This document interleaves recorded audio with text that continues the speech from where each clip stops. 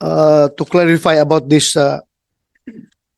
reward money leading to for the information leading to the arrest of Pastor Kibuloy. You have the floor, sir. Maraming salamat po, Senator Ronald De La Rosa, ang ating chairperson, kay Senator Robin Padilla, sa lahat po na nandito po ngayon. Mr. Chair, with your indulgence, can I make an opening statement? Yes, sir. Yes, go ahead, Secretary. Ikaklaro ko lang ho para sa lahat at maunawaan po natin ang issue po rito. Yung pong reward na sinasabi, ito po ay inaalok, no? Hindi po ako nagsolicit nito. Never po ako nagsolicit, never ko po nahawakan ng pera. Gusto lang nilang tumulong at sila po ay nag-aalok ng pera sa mga magbibigay ng paraan upang mahuli si Pastor Kibuloy. Hanggang ngayon po, wala pa hong nabibigay ni singkong pera sa mga nahuli, maski na kay Canada. Tatanungin niyo po kung bakit. Siguro po natakot dahil nag-offer ng 20 million reward ang KOJC. No? On record po iyan, maski tanungin niyo po ang lahat. No? Inuulit ko, wala po akong natanggap, never ako nagsolicit po rito, at ito'y lamang pagtulong para mahuli si Pastor Kibuloy. Ngayon, sasariwain ko lang at ano ba legalidad nitong pagbibigay ng award. Alam niyo, ito'y parang pagtulong eh. In fact, may nakita kong isang clip na kung saan ang mismong, hindi ko po alam kung siya ay abogado ng Kingdom of Jesus Christ, no? Nakikita kong kasama po niya, na siya mismo nagsasabi ay ito'y legal dahil ginawa niya po. Baka pwedeng i-play ko po yung tape ni Attorney Topacio. Paki-play lang.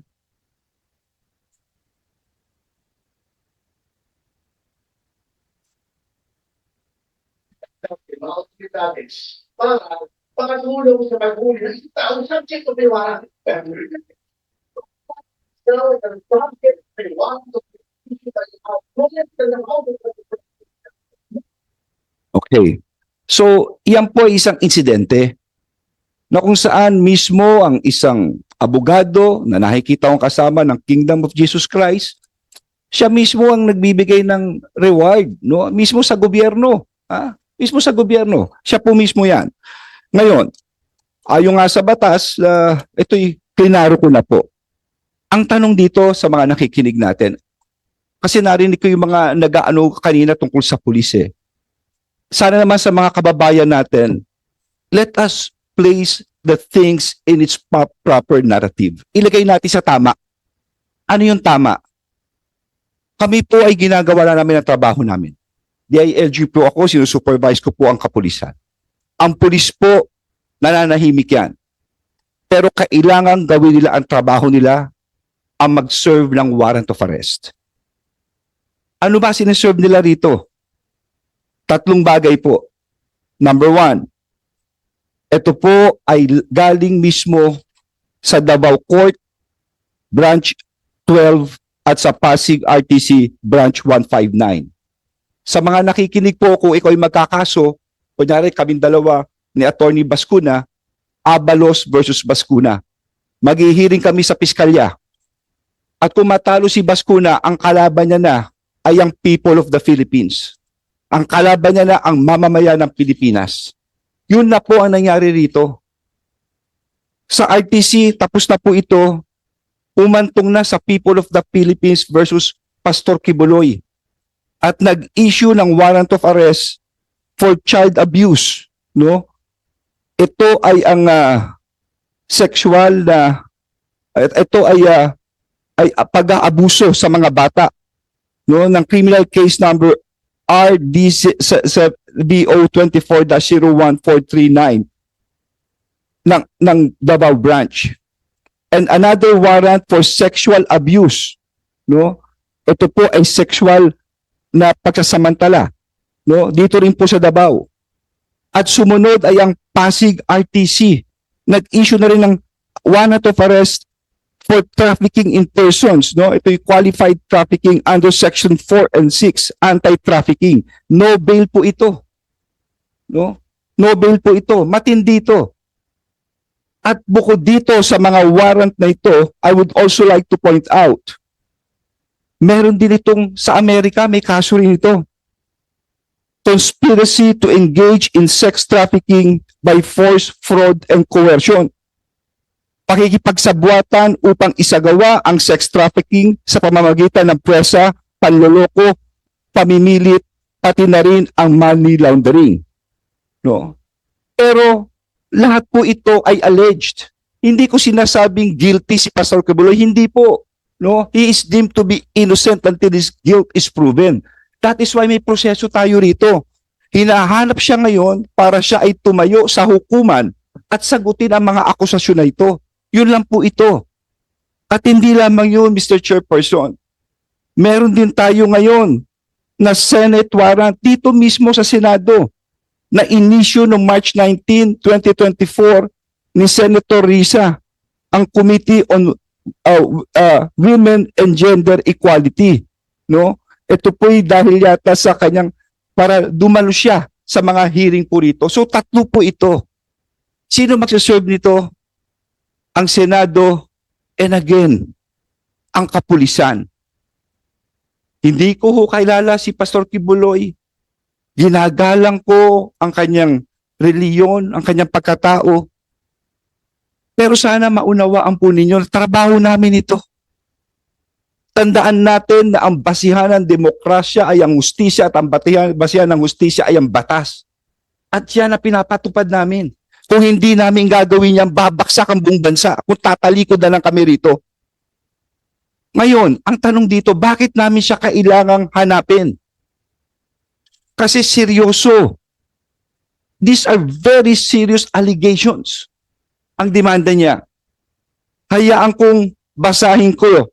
Dito ang mismo yung testimony ng isang nagreklamo. Ang pangalan niya ay alias Amanda. Babasahin ko lang po, si alias Amanda ay umarap sa Senado sa kanyang testimony noong Enero 23, 2024.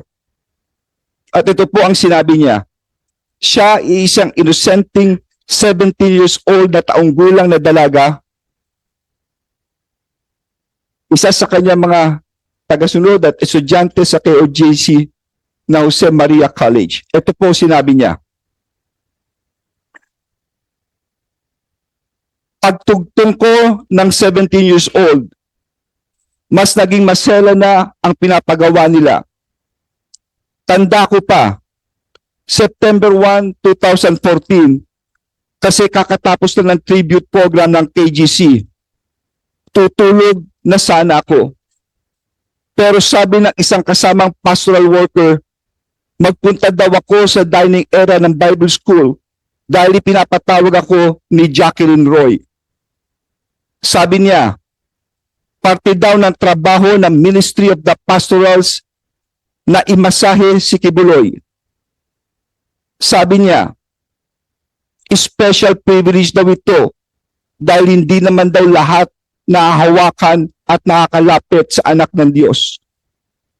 Sabi niya, huwag ko daw pagdudahan ng anuman na mangyayari sa loob ng kwarto kasama si Quiboloy. Basta ibigay ko lang daw ang sarili ko. Bago ako maligo, pumunta si Jacqueline Roy sa kwarto at binigyan ako ng lotion ng pabango ng Bath and Body Works brand, ang specific Center Enchanted na paborito daw ni Quiboloy. Pagkatapos kong maligo at mag-blow dry, pumunta ako sa kwarto ni Quiboloy sa Bible School building. Pagkatok ko sa pangalawang pinto, pinagbuksan ako ni Jacqueline Roy, inakay niya ako sa may kama ni Quiboloy. Pagkaalis ni Jacqueline, sinimulan ko na ang pagmamasahe. Gising na si Quiboloy nito. Noong itutuloy ko na dapat ang pamasahe. Excuse me, sir. Sir, tatapusin ko lang please. Tatapusin ko lang po ito. Malapit na po. Tumayo siya at umupo sa harap ko. Sinimulan niyang tanggalin ang butones ng t-shirt ko hanggang sa tuluyan niya. Sir, I'll just finish this please. for a while. Sub judice, Your Honor. Let me remind you, so that this hearing is not questioning the issuance of warrant Yes, of I'll arrest just of- finish this. It has a Pastor direct connection. Please, Yeah. let me finish. Yeah. But please listen to me, please, first. What the purpose of this hearing is to determine if there is really overkill in the implementation of the warrant of arrest. Yun lang man ang purpose ito. Wala kami alam kung Sir, there is ano yung direct background, connection. bakit nagkakaso. There is direct. Just let me finish, Mr. Chairman. Sige, go ahead. If I may, Your Honor, I think Please, tatapusin ko lang. You will have That your is time. sub You will have judice, your Your time. sub judice, that goes into the very merits of the You will case. have your time, Attorney Torion. Yes, I know that, It is Your Honor, part of but the that is transcript of the improper, Senate. Your Honor. That is improper. Order. This is my speech. You Yeah. cannot tell me what is improper. Yeah, This is my right. order. I am the chairman. Please listen to me. Let us have an orderly conduct of hearing. So please, sir, kaya kita sinabihan, the purpose of this hearing is to determine kung indeed merong overkill yung implementation ng warrant of arrest. We are not, hindi Sir. natin tinatakil dito kung anong background, bakit nagkakaroon. Sir, may No, direct wala. connection po, sir. Yes, Please alam let ko, me alam ko, finish. it's going to connect. But I'm just reminding you, and I don't want to deprive you of your opening statement. You can continue. But pakinggan muna yung sinasabi ko na the very purpose of this is to determine if there is overkill. Thank That's you. all. Thank That's you, all. Mr. You can Chairman. continue. You Yeah. can continue. Tatapusin ko lang po ito. Anyway, this is part of the record of the Senate. Wala akong iniimbento. Lahat po ito ay galing din dito to.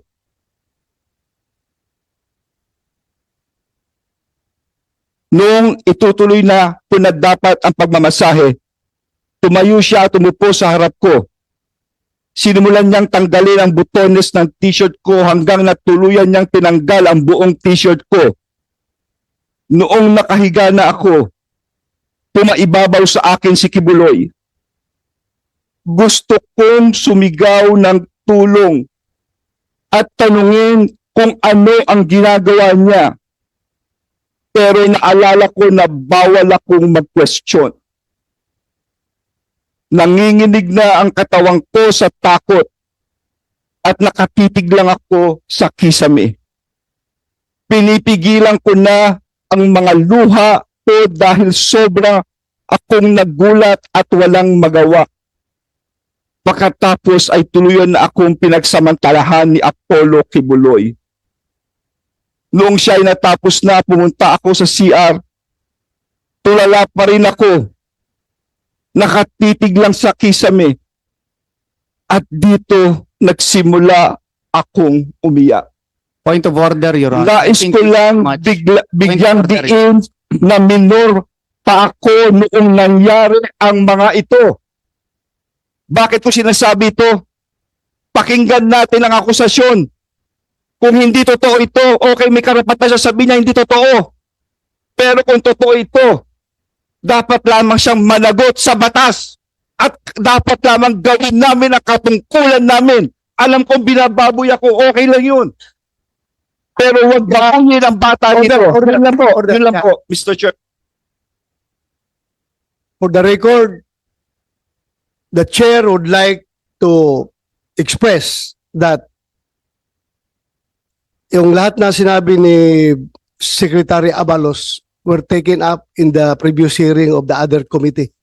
So that was already recorded in the Senate. So, tapos ka na, sir? Okay na, sir? Hindi pa ho eh. Ha? May sasabihin yata ayaw niya akong patapusin eh. Your Honor, the point of order being that I think Secretary Abalos is a lawyer. That is actually sub judice, Your Honor. It is precisely the subject now of court trial before RTC Quezon City as well as RTC Pasig City. To quote directly from the declarations of an alleged complainant, Your Honor, would be delving into the merits of the case, which is no longer the issue in this case, because the issue in this case is whether or not there was excessive force in the implementation of the warrant of arrest. We are not into looking as to whether or not the allegations of one alias Amanda was true or not. That is subject within the jurisdiction of the court, because those cases have already been discussed and dismissed by the City Prosecution's Office of Davao City, and that has been pending before the Department of Justice for 4 years. It was resolved, and our motion for reconsideration now, Your Honor, is still pending before the DOJ, even if warrants of arrest have already been issued against my client. So it would be unfair, Your Honor, to quote direct from the allegations in the affidavits because that is sub judice, Your Honor. Mr. And Attorney Abalos knows that. Mr. Chairman, please. Sana nakikinig. Secretary Abalos. The chair rules that this committee is focused on investigating the subject at hand, which is the alleged overkill in the implementation of the warrant of arrest. So please, if I am asking Secretary Abalos if those issues that you are pointing is not connected to the investigation, please refrain from doing so. Mr. Chair? Yes, go ahead. Okay. I'm sorry for my voice. Okay. Sana nakikinig lang, Mr. Chair, si Atty. Torion sa sinabi ko. Hindi ko sinasabing guilty ang kanyang kliyente. Klaro naman ang sinabi ko. He is deemed to be innocent until his guilt is proven. At ito po'y nasa korte ngayon. Kaya nga sinabi ko, mas mabuti sumuko na siya, magpakita na siya, at siya rin nagsasabi, nasa hearing ito para maklaro lahat. Because these are very serious allegations. And it's already people of the Philippines may warrant, hindi ba, Atty. Torion? May warrant. Oh, Sir, may warrant. Please, order. Please, walang personal na confrontation dito. Please address all your statements to the chairman. Lahat ng sabihin ninyo, i-address nyo sa chairman and not to each other. if I may, Your Honor, if I may. Yes. The problem with the statements of Secretary Abalos, he being a lawyer, is that he quoted verbatim the allegations in the affidavit complaint, which is now actually on trial before two courts, Your Honor. So that is clearly improper because the issue in this case is not the validity, the truthfulness, veracity of the contents of the affidavit complaint. What we are talking here is whether or not the use of force employed by the PNP in the service of such warrant was excessive.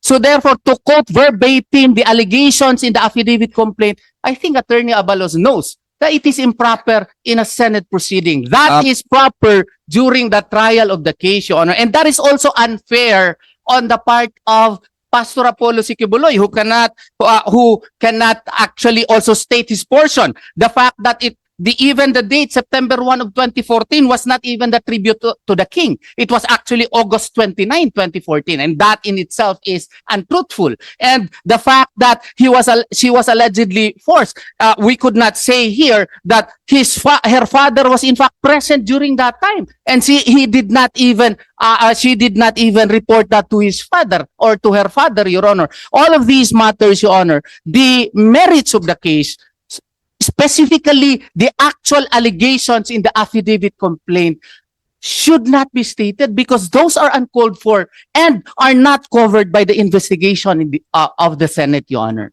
That is Mr. Chair, may I comment? ordinary rules of fairness. No. I will just Secretary Abalos, let him finish. You Or- have your time. Ordinary rules of fairness and decency require that, Your Honor. Mr. Chair, may I? Okay, you can respond, Secretary Abalos. Mr. Chair, sana nakikinig lang siya, no? I mean, lahat naman tayo may tenga at naka-record to. Klarong-klaro sinabi ko, hindi ko sinight yung nasa kaso. Ang sinight ko yung dito sa Senado mismo. Dito yung hearing ni Senator Ontiveros ang sinight ko. Kaya nga yung sinasabi niya akusasyon, sana sumuko na. Sabihin mo sa kliyente mo, sumuko na, Mr. Chair. Please, I'm just asking you as an officer of the court para maklaro precisely so that we can hear his side.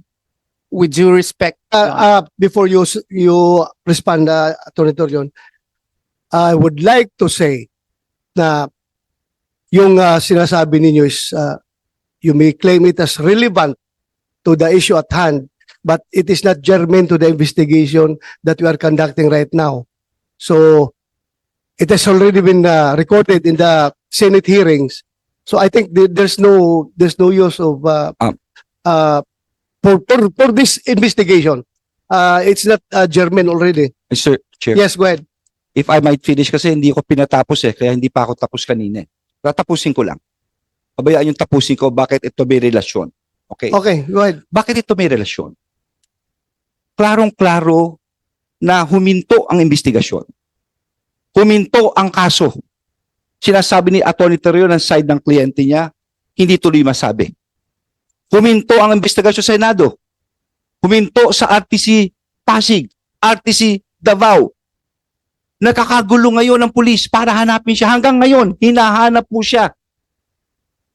Ngayon, hinahanap ito, sasabihin natin, excessive force, lahat po ginagamit. Masisisi ang pulis. Pero, dinidian ng pulis, hanapin si Pastor Kibuloy, hanapin siya. My dear friends, Mr. Chair, this has a direct correlation. Bakit?